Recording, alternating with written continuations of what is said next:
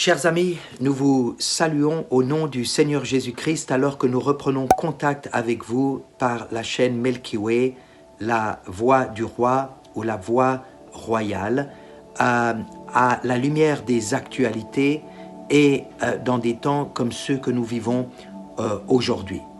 Les gouvernements ont fait de la lutte contre l'épidémie et la pandémie du coronavirus une cause nationale et nous voulons saluer toutes les mesures qu'ils mettent en place.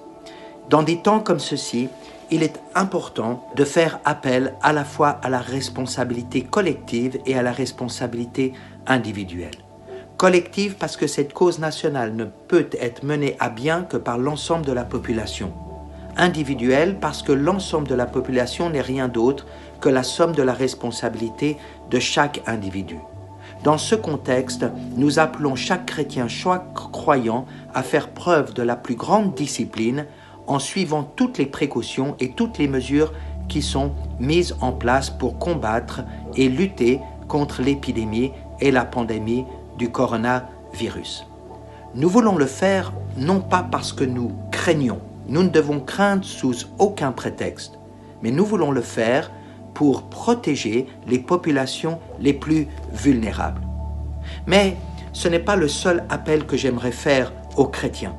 J'aimerais faire un appel pour mener à bien essentiellement 3 actions. La première, mettez-vous en prière, dans la prière et dans le jeûne. Face à la pestilence, nous pouvons nous humilier devant Dieu, prier et chercher sa face. Nous pouvons aussi nous détourner de nos mauvaises voies. La parole de Dieu nous dit que Dieu nous exaucera des cieux, il pardonnera nos péchés et il guérira notre pays. Qui priera, si ce n'est les croyants, si ce n'est les chrétiens, que nous nous mettions aujourd'hui dans une position d'intercession dans la prière et aussi dans le jeûne. Face à la pestilence, le roi David a ressenti ce besoin d'apporter au Seigneur un sacrifice qui lui coûte quelque chose. Alors, faites un sacrifice. Faites un sacrifice par votre consécration. Faites un sacrifice dans votre temps. Faites un sacrifice dans votre agenda. Abstenez-vous de manger pour vous consacrer à Dieu. Ne faites pas seulement un sacrifice, mais devenez un sacrifice pour un temps comme ceci, en faveur de la population. La deuxième chose à laquelle j'aimerais vous appeler est celle de prendre soin des gens qui sont autour de vous, particulièrement les plus vulnérables, les personnes malades ou les personnes d'un certain âge.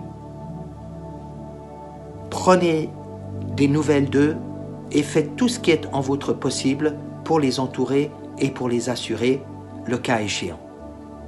Enfin, soyez un témoignage.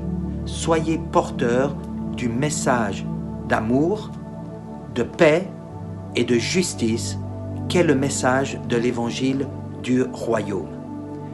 Lorsque la nuit tombe, c'est là que les lumières luisent et vous êtes la lumière du monde. Cette lumière qui luit dans les ténèbres. Elle n'est pas faite pour être cachée, elle est faite pour briller dans la nuit.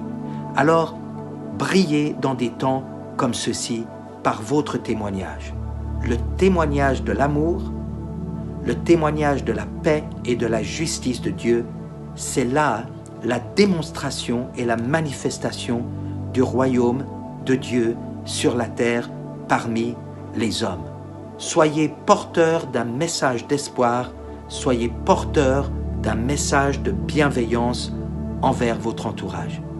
C'est avec ces mots que je vous appelle à être forts et à être courageux, à servir un seul Dieu et à servir tous les hommes. Que Dieu vous bénisse.